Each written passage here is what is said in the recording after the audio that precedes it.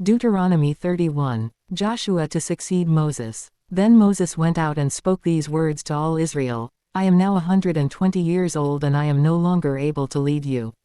The Lord has said to me, you shall not cross the Jordan. The Lord your God himself will cross over ahead of you. He will destroy these nations before you, and you will take possession of their land. Joshua also will cross over ahead of you, as the Lord said. And the Lord will do to them what he did to Sihon and Og, the kings of the Amorites, whom he destroyed along with their land. The Lord will deliver them to you, and you must do to them all that I have commanded you. Be strong and courageous. Do not be afraid or terrified because of them, for the Lord your God goes with you, he will never leave you nor forsake you. Then Moses summoned Joshua and said to him in the presence of all Israel, Be strong and courageous, for you must go with this people into the land that the Lord swore to their ancestors to give them, and you must divide it among them as their inheritance. The Lord himself goes before you and will be with you, he will never leave you nor forsake you. Do not be afraid, do not be discouraged. Public reading of the law. So Moses wrote down this law and gave it to the Levitical priests, who carried the ark of the covenant of the Lord, and to all the elders of Israel.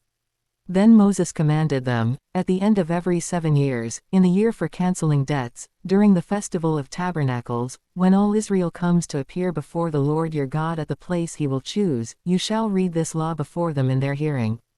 Assemble the people, men, women and children, and the foreigners residing in your towns, so they can listen and learn to fear the Lord your God and follow carefully all the words of this law.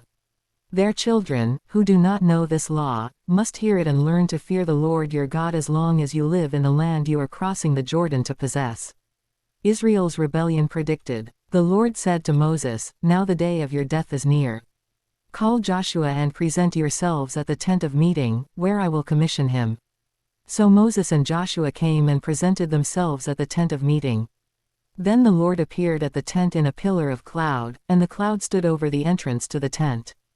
And the Lord said to Moses, You are going to rest with your ancestors, and these people will soon prostitute themselves to the foreign gods of the land they are entering. They will forsake me and break the covenant I made with them. And in that day I will become angry with them and forsake them, I will hide my face from them, and they will be destroyed. Many disasters and calamities will come on them, and in that day they will ask, Have not these disasters come on us because our God is not with us? And I will certainly hide my face in that day because of all their wickedness in turning to other gods. Now write down this song and teach it to the Israelites and have them sing it, so that it may be a witness for me against them. When I have brought them into the land flowing with milk and honey, the land I promised on oath to their ancestors, and when they eat their fill and thrive, they will turn to other gods and worship them, rejecting me and breaking my covenant.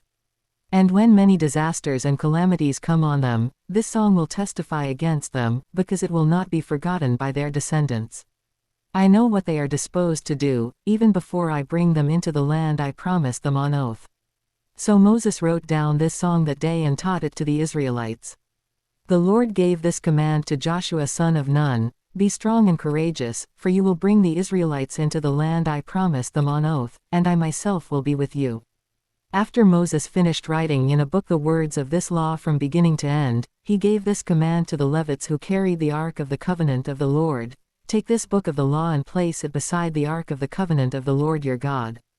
There it will remain as a witness against you. For I know how rebellious and stiff-necked you are. If you have been rebellious against the Lord while I am still alive and with you, how much more will you rebel after I die?